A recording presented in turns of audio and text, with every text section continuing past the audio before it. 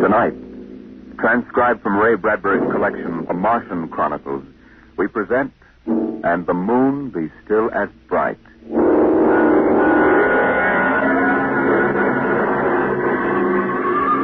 The first 3 expeditions to Mars left Earth in a mushroom of flame, arced through the atmosphere, and finally dwindled to tiny specks in the big eye of Mount Palomar telescope, and then were lost to sight forever. The prearranged landing signals flashed back to Earth, and then the radios went dead. One after the other, ships had disappeared and were never heard from again. But still the rockets came. The 4th expedition emerged from the silent gulfs of space and angled down toward the floating red disk of Mars, down into an orbit, as the order came to land. Stand by for deceleration. Deceleration, aye, sir. Skids down. Skids down, sir. Engine room. Engine room, aye. Landing procedure. Fire 1, 3, and 5. Aye, sir.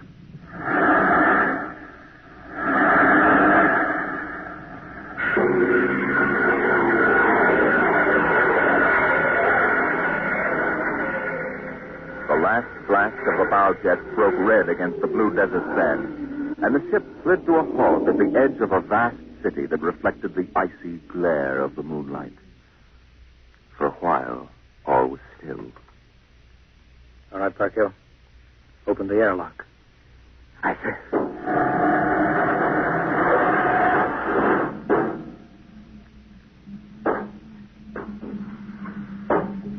Fresh air. How about a fire, Captain Wilder? It's freezing. Later. We got work to do. Smell that air. You could get drunk on it. Say, there's an idea. Why don't we break out a bottle and celebrate? Biggs, there'll be no drinking done till we're secured. But we're landed, Captain. 3 other expeditions landed and disappeared within 24 hours. We're not relaxing security till we find out what happened to them. Maybe Martians? Exactly, Parkhill. Spender, you're an archaeologist. How old would you say those buildings are? Somebody built these cities? Oh, I can't tell till I study them more closely. It's a kind of engineering we couldn't duplicate on Earth. Those thin reed-like towers and the stone filigree wouldn't stand up under Earth pressure. Beautiful, aren't they? I'm not interested in the architecture now. I want to make sure there's nothing there that might be dangerous. Mr. Hathaway. Yes, sir. I want you to take a reconnaissance party into the city and find out what's there. The cities all look dead from the air, sir. They look dead, but I want to make sure. Mr. Spender, you better go with Hathaway. Yes, sir. Don't waste any time gathering relics either. You can make an archaeological study later. Right now, I want a security report. Biggs? Yes, sir. We'll set up camp right here. No man is to go more than 50 feet from the rocket. And there'll be no celebration until Hathaway and his party report back. No, sir. It's just that we've been cooped up in there. That's all, Biggs. We've landed safely. We're not safe yet. Not until we know what we're up against here. We'll maintain full security until Hathaway gets back.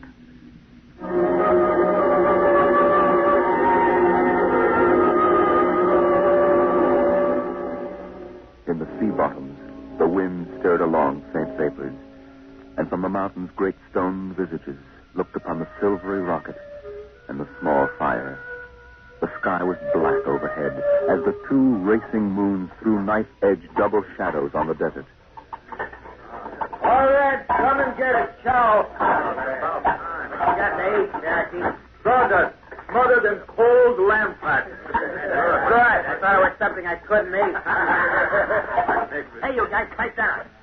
Captain, Mr. Hathaway's back. Captain Wilder. Over here, Mr. Hathaway. Well, most of the city is dead, sir. Spender says it's been dead a good many thousand years. But we found one part about a mile over. What about it? People were living in it last week, sir. People? Martians. I see. Where are they now? Dead. We found the bodies, thousands of bodies. Haven't been dead more than 10 days. What did they die of? You won't believe it. What killed them? Believe it. What killed them? Chicken pox. Chicken pox? Yes, I made tests. It worked differently on Martians than on Earth people. burned them black, and dried them out to brittle flakes. But where could they get chicken pox? From Earth, sir. And the other rockets did get through. Yes, sir. I don't know what the Martians did to them, but I sure know what they did to the Martians. Gave them chicken pox and wiped them out. They just didn't have any resistance to an Earth disease. Right. Any of them left? There won't be any. When a thing like that starts spreading, sir, there's no stopping it anywhere. It's 1,000 to 1 that's killed them all. This planet is through. Incredible. Think of it, Captain. For a dirty, silly child's disease like chicken pox.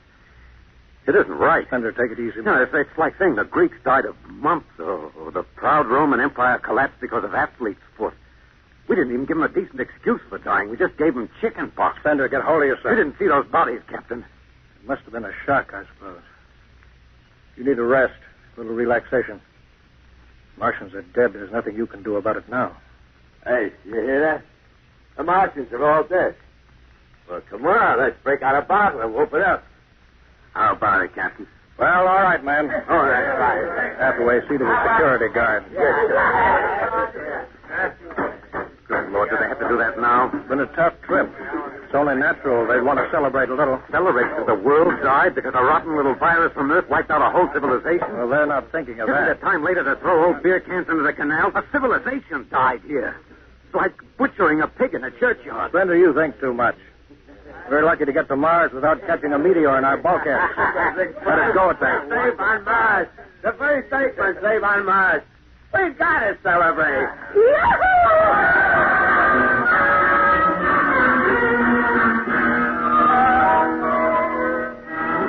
Many bottles were opened and drunk. The voices got louder. The earth laughs and shouts echoing across the empty Martian There sand. was that time in New York when I ran into that blonde.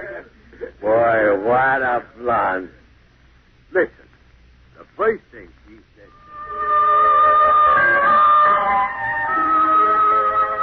Bender listened to the wind over his ears, cool and whispering.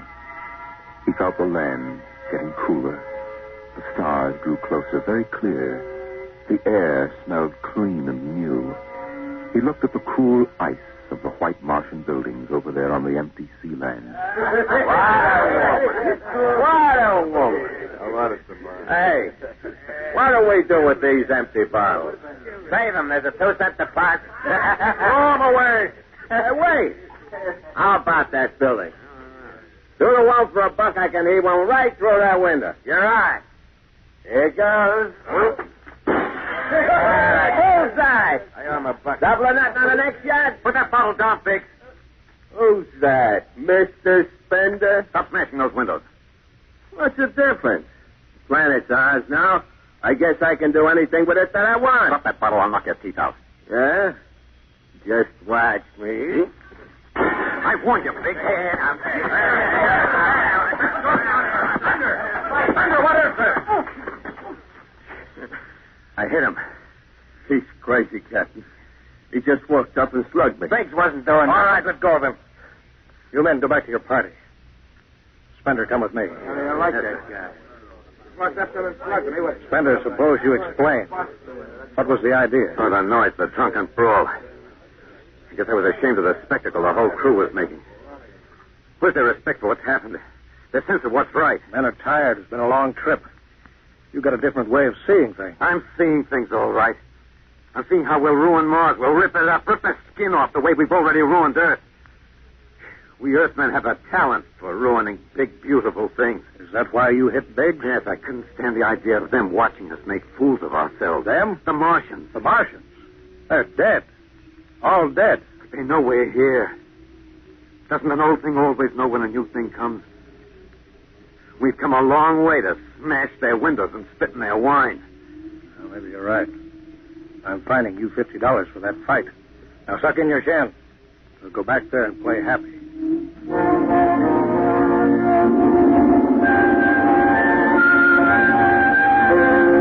Now the whole party moved out into the moonlight across the desert. They made their way into the dreaming dead city. The light of the racing twin moons glinted on the barrel of a pistol, the long blade of a machete, the round, gurgling shape of a raised bottle. Their shadows under them were double shadows on the ice-blue sand. They were waiting for something to stir in the dead city, something to rise, some ancient ancestral shape to come galloping across the vacant sea bottom on an ancient armored steed of impossible lineage, of unbelievable derivation. Look at it, Captain. Down those avenues in the mist. You can almost see them. The mind's eye populated the dead city. Each window was given a person who leaned from it and waved slowly, as if under some timeless water, at some moving form in the fathoms of space below the moon-silvered towers. There were faint murmurs of sound, and odd animals scurrying across the gray-red sands. The wind blew in from the dead sea bottom and brushed through the silvery wire filigree of the towers. A strange music drifted down to the double-shadowed streets, a thin, haunted music that played as it had played through the uncounted years of time. Nobody moved. The moon held and froze them. The wind beat slowly around them. Hey, out there. You people in the city. X. Why, I just wanted to make a little noise. Come on. They built this city thousands of years ago. And now where are they? How did they die? Who cares? They're dead. It's good enough for me. Lord Byron. What? Lord Byron, an old 19th century poet. He wrote a poem that fits this city. Might have been written by the last Martian. So we'll go no more a-roving so late into the night. Though the heart be still as loving and the moon be still as bright. For the sword outwears the sheath, and the soul outwears its breast, and the heart must pause to breathe, and love itself must rest. So the night was made for loving, and the day returns too soon. Yet we'll go no more a-roving by the light of the moon.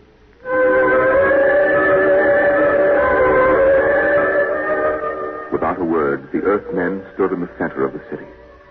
It was a clear night. There was not a sound except the music of the wind. At their feet lay a tile court worked into the shapes of ancient animals and images. They stood there, silvered by the double moons beneath the crystal towers of Mars. Then Biggs was sick, and the sour stench of liquor filled the cool air. The men of Earth had come to Mars. And Spender turned and walked away into the city, alone in the moonlight, never once stopping to look back.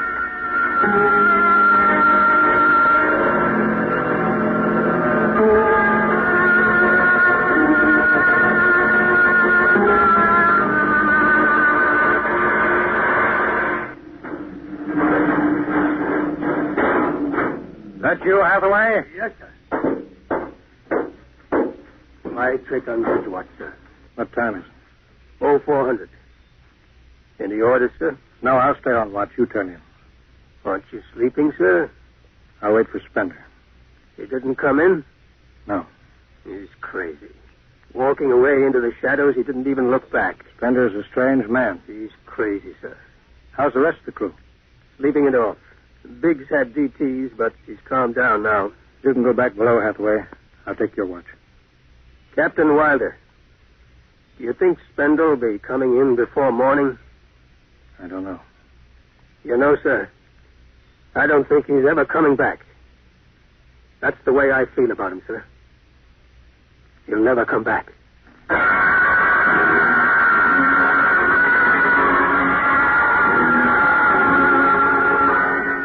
It was a morning that might have been a Monday, or a Tuesday, or any day on Mars.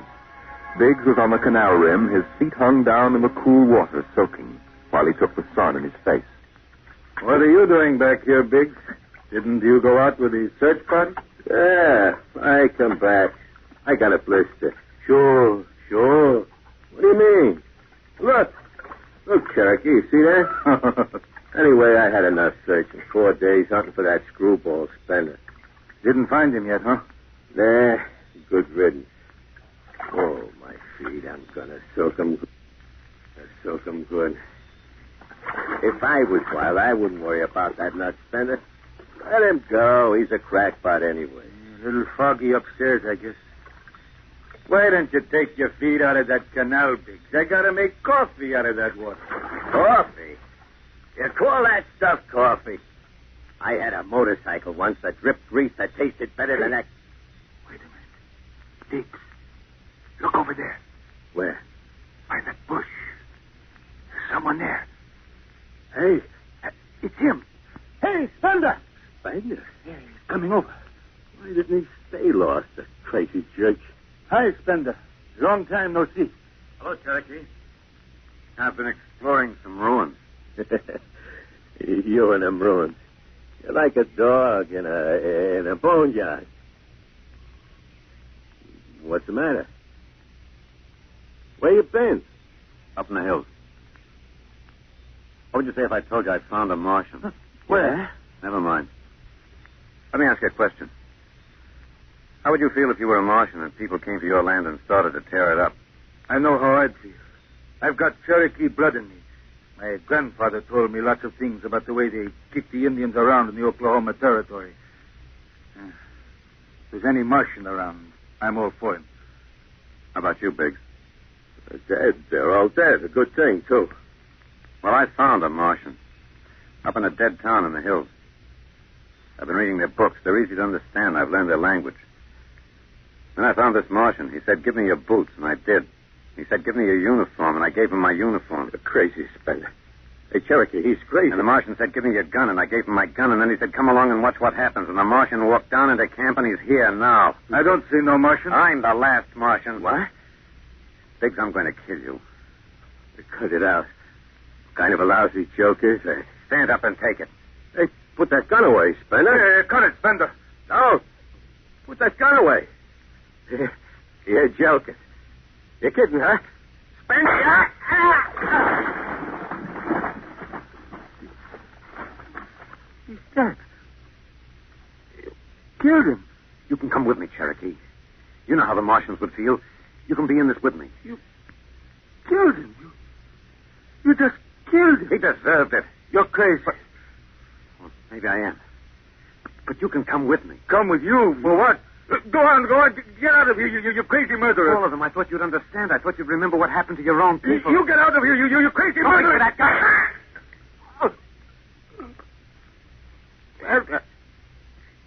Spender.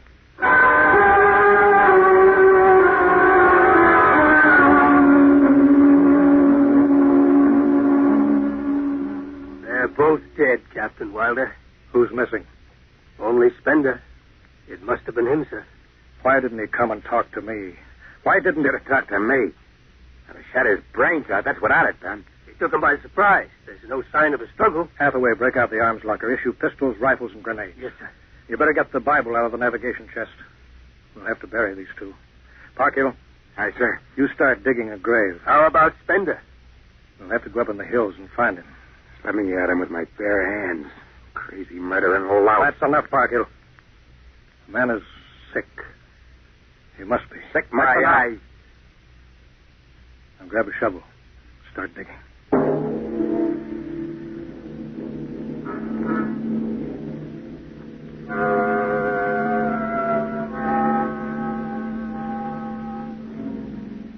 Spender saw the thin dust rising in the valley, and he knew the pursuit was beginning.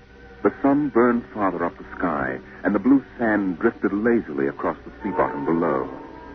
He sat beside a quiet pool 10,000 years old and held a silver book. Through the house played the strange wind music of ancient Mars, and he heard voices whisper in his mind. I hear you. I've always heard you, even down there on Earth. I won't say you. Live, what for? To see them tear down your temples and put up hot dog stands? They've seen me. They know I'm up here. There's Wilder now. Got right in my sight. Funny he hasn't ordered me to use grenades. He could lob one right up here and blow me to bits. And maybe the captain thinks I'm too nice to be blown to bits. He wants my death to be clean. Yeah, just one bullet. Bullet hole in me, nothing messy. And why? Because he understands me. The only one in the crew who ever did. Well, at least I can do the same for him. Just one bullet in his heart, a nice clean death. All I have to do is pull the trigger and then...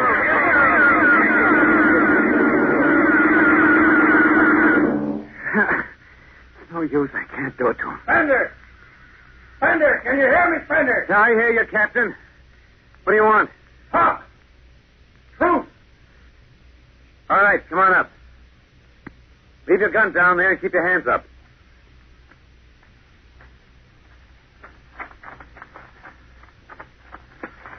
Spender, are you there? Over here.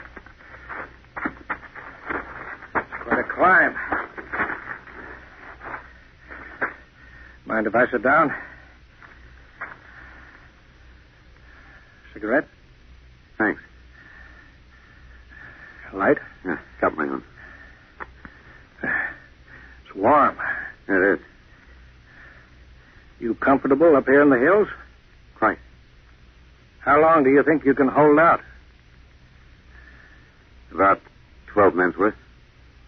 Why didn't you kill all of us this morning when you had the chance? You could have. I know. I got sick.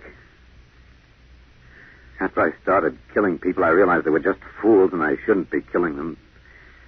But it was too late, so I came up here where I could get angry again. Why did you do it? Because I've seen that what these Martians had was just as good as anything we'll ever hope to have. They stopped where we should have stopped 100 years ago. They knew how to combine science and art and religion. They knew how to live with dignity and peace. And for that reason, you started shooting people? Well, when I was a kid, my folks took me to visit Mexico City. I'll always remember the way my father acted, loud and big. My mother didn't like the people because they were dark and didn't wash enough. I didn't see my mother and my father coming to Mars and acting the same way. Anything that's strange is no good to us. We aren't fit to take over this planet. But kill 2 men? What could I do? It's me against the whole Earth. Isn't it enough they've ruined one planet? Now they want to ruin this one. I'll kill you all off, Wilder. That'll delay the next rocket 5 years. And I'll kill them, too. If I'm lucky, I'll live to be 60. I'll meet every expedition that lands on Mars. I'll be very friendly. I'll explain that our rocket blew up one day. And I'll kill them off. I'll save Mars for half a century. And by then, maybe the Earth people will give up. You got it all planned. Yes. That you're outnumbered. We already have you surrounded. In an hour, you'll be dead. I found an underground passage that'll take me back into the hills, Wilder. I'll go back there, and then I'll pick you off one by one. We'll see.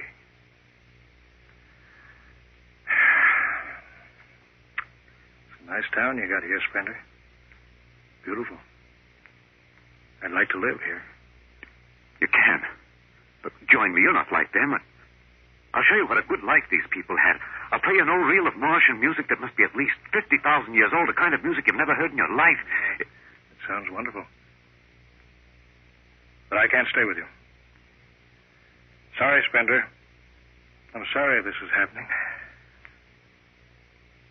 Guess you'd better go back now so you can start your attack. I guess so. Captain, I won't kill you. When it's all over, you'll still be alive. Then maybe you'll change your mind. No. There's too much Earth blood in me. I may even agree with you about all this. That doesn't change what I've got to do. You won't stay? No. This is your last chance, Spender. You're sick. Come along with me quietly. No. Look, one last thing. If you win, do me a favor. Try to see that they don't tear this planet apart. Right. If it helps, just think of me as a very crazy fellow who went berserk one summer day. It'll be easier on you that way. I'll think it over. So long, Spender. Bye, Captain. Good luck.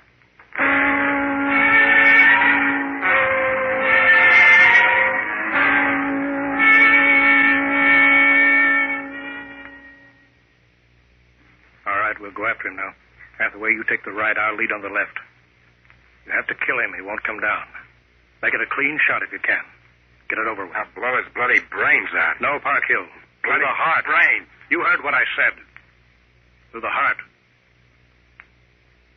Now let's go get him.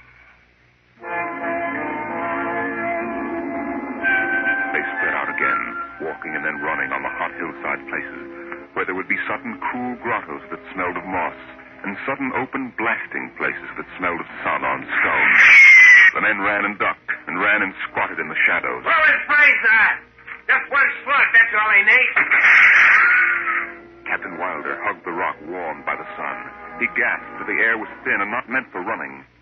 Spender lay at the top of the hill, and a gap in the rocks showed the white of his shirt against the shadows.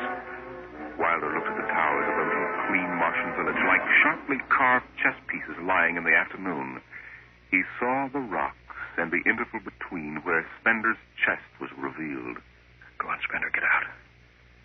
Only got a few seconds to escape. Get out to the caves and come back later. Go now, Spender. I've got to end it. I've got to think I'm right and pull the trigger. Go now. Get out. I'll get him. Slug in the head. I'll blow his bloody... No, Parkhill. Put down that gun. I've got to do this myself. Spender.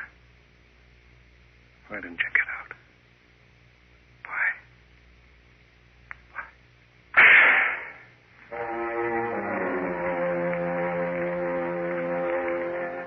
They buried him in that ancient valley town, where the music of the wind played on through the days and the nights. They laid him in an ancient silver sarcophagus with waxes and wines which were 10,000 years old, his hands folded on his chest. The last they saw of him was his peaceful face in the cold silver light of the racing twin moons. The captain found the poem in Spender's pocket, and he read it before he shut the marble door. So we'll go no more a-roving so late into the night, though the heart be still as loving, and the moon be still as bright, though the night was made for loving, and the day returns too soon, yet we'll go no more a-roving by the light of the moon.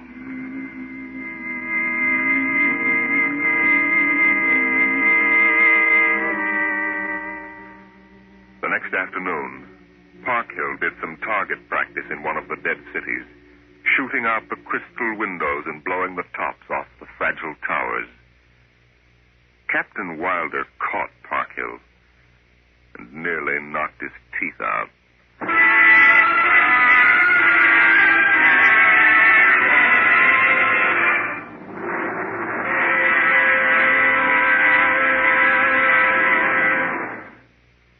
You regular listeners to Dimension X will be interested to know that our show is changing its day and time of broadcast over this station. Starting early in November, we'll be back at the new time. We suggest you watch your local newspaper and be sure to join us in about 4 weeks for a new series of adventures into the unknown world of tomorrow. The world of... The Martians.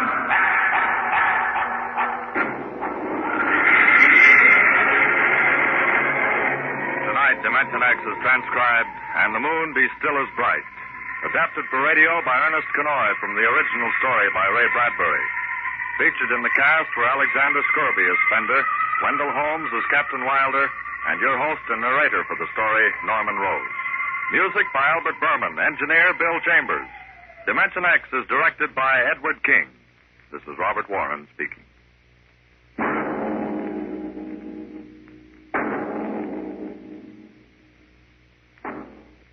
Enjoy the Life of Riley with William Bendix next Friday on NBC.